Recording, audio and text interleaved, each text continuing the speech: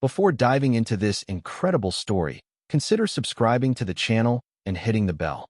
Every story here has something to say, and you won't want to miss a single one. They thought they were humiliating a black janitor, without knowing that he was actually a renowned doctor. Monday morning, 6:42 a.m. The city of Boston was slowly waking up, enveloped in a light mist that the morning sun was trying to pierce. The streets, still damp from the night's rain, shone under the first rays of gold. In the district of Back Bay, the red brick facades and old street lamps cast long, elegant shadows. While St. Joseph Hospital, an imposing glass and steel building, stood proudly in the heart of the already bustling medical district. It was one of the most respected institutions on the East Coast, a place where excellence rubbed shoulders with elitism, where degrees displayed more prestige than compassion.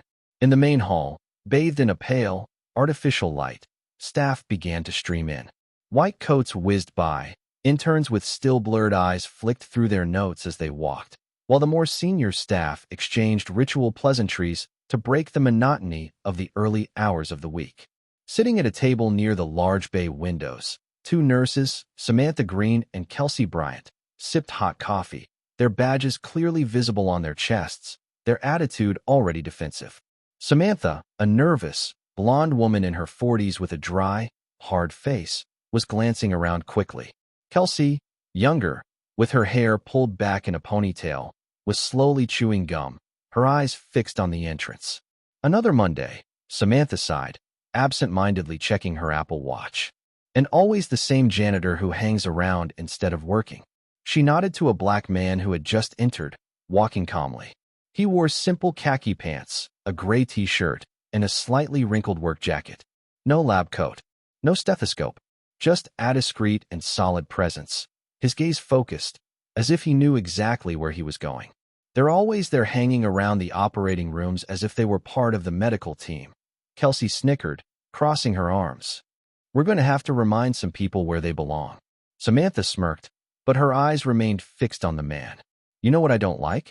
The kind of guy who thinks he's untouchable. He walks around like he runs the place, just because he looks calm and important. But he doesn't even have a lab coat. No clear badge. It's suspicious. Kelsey nodded, amused. If he thinks he's going to gain respect here just by playing the mystery card, he's going to fall hard. But what they didn't know was that this discreet and peaceful man was called Dr. Elijah Brooks, and that he wasn't a janitor, neither technician, nor imposter, as they imagined. Elijah was an internationally renowned heart surgeon, graduated from Harvard Medical School, trained in Oxford, having operated in refugee camps in Syria, Congo, and Ukraine. He had led teams into areas where lives were being saved under bombs, where prestige gave way to survival. He had just returned to the country after 10 years of humanitarian work. He had chosen to return anonymously, without a press conference, without an official announcement, simply with the intention of observing, to understand how the hospital worked in looks, in silences, in unwritten gestures. Not for testing, but because he deeply believed that the true greatness of a doctor lay not in an ironed coat or a flaunted title, but in how one treated those who seemed powerless. That morning, he walked slowly toward the operating room corridor, a temporary plastic badge tucked into his pocket. He watched, nodding his head in greeting to the security guards, the lab technicians, the nursing assistants. Their tired faces, often invisible to the important ones. But not to him. This is where Samantha decided to intervene, in a mixture of annoyance and supposed authority. She caught up with him in long strides, heels clicking on the tiled floor. "Excuse me," she said dryly. "You can't go there. This access is reserved for doctors and authorized personnel." Elijah stopped and looked at her briefly. He didn't say anything at first. He slowly took out his temporary badge and handed it to her. "I am allowed." Samantha barely looked at him. "Look, you may be a new technician or a maintenance worker, but we follow the rules here. Doctors come in through the west entrance, not through here. This isn't a shortcut to the cafeteria." He held her gaze, without anger.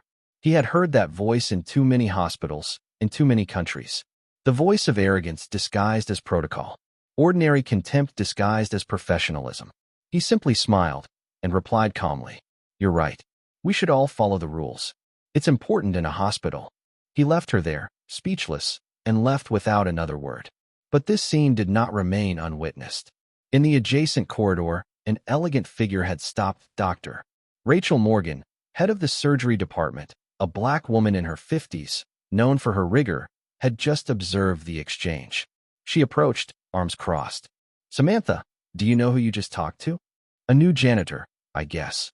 He doesn't even have a lab coat." Rachel stared at her, her eyes heavy. "This is Dr. Elijah Brooks." Samantha blinked, unsettled. "The who?" "The cardiovascular surgeon we've been waiting for months. He's your superior. And incidentally, he saved more lives than you'll ever see in your entire career." A heavy silence fell over the hall. Samantha felt the blood drain from her face. Kelsey, who had stayed back, swallowed. Rachel added, almost whispering, as if delivering a verdict, "Next time, look people in the eye before judging them by their clothes." A few hours later, the medical team at St. Joseph's Hospital was gathered in the main auditorium, a modern amphitheater with wood walls and soft lighting, designed to host the most important conferences. The atmosphere, usually studious, was now electric. There were whispers of speculation about the new department head who was to be introduced, a man of whom no one had heard anything but glowing rumors, but whose face no one here had yet seen. Samantha and Kelsey sat nervously in the back, half-empty coffee cups in their hands. They exchanged worried glances, the tension slowly eating away at them.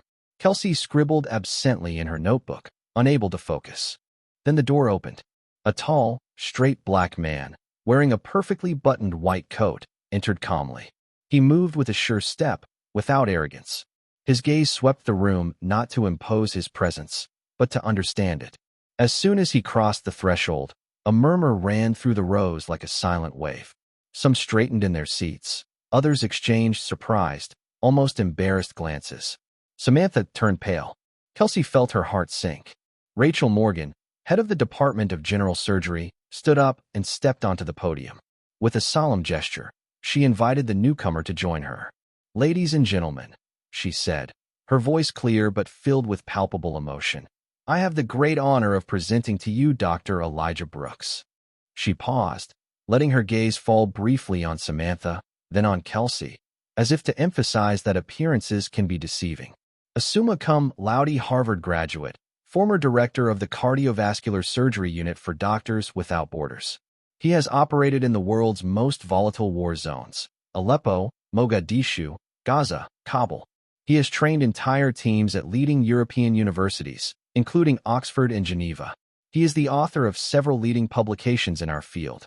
But despite numerous prestigious offers in the United States and Europe, this is where he chose to return. To St. Joseph. She paused. The auditorium held its breath. His humility is a match for his genius. And his vision, I sincerely believe, will change us all. Dr. Brooks. Elijah stepped up to the microphone. His voice was steady, deep, and laced with a firm gentleness. "Thank you, Dr. Morgan. I am honored to be among you." He looked around the room, then continued. "I'm here to save lives, not to be judged by my skin, my walk, or my outfit. My background isn't what matters, because in this hospital, no one will save lives alone. What matters is what we do together." He left a silence. "I've walked into dark hospitals, operated in tents under bombs, and trained students who'd never seen a new scalpel. There, they don't ask where you're from. They ask if you're willing to lend a hand." Another silence, heavier. "I hope that here, everyone will be judged not on what they appear to be, but on what they do, and on how they treat others. Because medicine is not just knowledge, it is a way of loving life." There was total silence. Then, all at once, the applause erupted. Loud, heartfelt. Some stood up. Others looked down, touched. In the back of the room, Samantha and Kelsey remained motionless. After the presentation, as the team members slowly filed out of the auditorium, a small group remained. Samantha, pale, approached Elijah, followed by Kelsey, her gaze lowered. "Dr. Brooks," Samantha said in a strained, almost strangled voice, "we're really sorry. This morning, we didn't know." Elijah turned his gaze upon them with a peaceful but deeply serious gaze. He didn't raise his voice. He didn't raise his hand. But his silence, at first, spoke volumes. "That's exactly the problem. You didn't know, and you thought you knew." Samantha lowered her head. Kelsey stared at the floor. "You decided who I was before I even spoke. Before I even showed a badge. What if I hadn't been a doctor? What if I had been a janitor? Would I have deserved less respect? A heavy silence fell again. Humility isn't something you wear in a white coat. It's not a line on a resume. It's a choice, a way of being. And here, in this place where we face death every day, every person matters. Every life, every role. He watched them for a moment longer, not to overwhelm them, but to leave them with the weight of their actions. What you do after today will matter more than your excuses. Then he turned on his heel, leaving behind two women frozen, not out of shame alone, but out of a brutal realization. That morning, they had encountered an exceptional man. But more than that, they had understood how blinding prejudice can be, even in places supposed to heal. In just a few weeks, Elijah transformed not only the cardiovascular surgery department, but the very soul of St. Joseph's Hospital. This was not a loud, dramatic, or authoritarian change. It was a gentle, almost silent, yet profound revolution, rooted in example, consistency, and dignity. He knew everyone's first name, from the pharmacy director to the night laundry staff. He never forgot to greet Rosa, the cleaning lady who had worked for 20 years without ever being spoken to. He carried the laundry carts with her without a word, but always with a smile. In the cafeteria, he sat wherever there was space, often at the interns' tables, those who were tired, stressed, invisible to the department heads. He didn't impose himself. He inspired. In the operating room, he was a living legend. Focused, precise, calm even in the most critical situations. But what stood out most wasn't his surgical technique, already exceptional. It was his way of communicating, guiding, and encouraging without ever belittling. He corrected young people without humiliating them. He listened before correcting them. He offered everyone something rare in modern hospitals, the feeling of being valued. But above all, Elijah imposed a simple, non-negotiable rule, which he applied to himself before all others. Mutual respect, unconditionally. No one cared about their position, rank, origin, gender, or accent. They no longer laughed at petty jokes. They no longer tolerated public humiliations. And little by little, those who had thought themselves untouchable understood that the culture of arrogance was crumbling, replaced by a silent demand for dignity. One day, as he was finishing an impromptu training session in the break room with 3 young trainees, one of them, a shy boy from a small provincial town, dared to ask him the question that many were still asking themselves.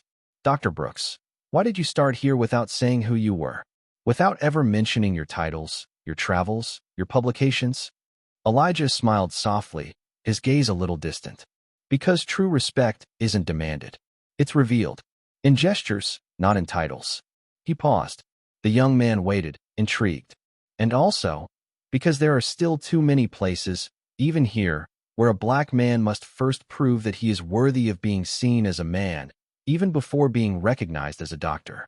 I wanted to see if I would be seen, or if I would be judged. He stood up, picked up his jacket, then added simply, "What everyone does when they think no one is looking is where the true face of a hospital begins." The silence that followed was more educational than any lecture. The years passed. Elijah remained at the hospital until his retirement, repeatedly turning down more lucrative, more prestigious positions. He had found in this department an area where change could still be made at a human level. He never sought honors, but they eventually sought him out. Shortly after his departure, a plaque was placed at the entrance to the cardiovascular surgery department. In simple letters, engraved in steel, "In memory of Dr. Elijah Brooks." He proved that a doctor's greatest strength is not in his hands, but in his heart. Every day, dozens of young doctors passed by this plaque. Some touched its name with their fingers, like a silent ritual.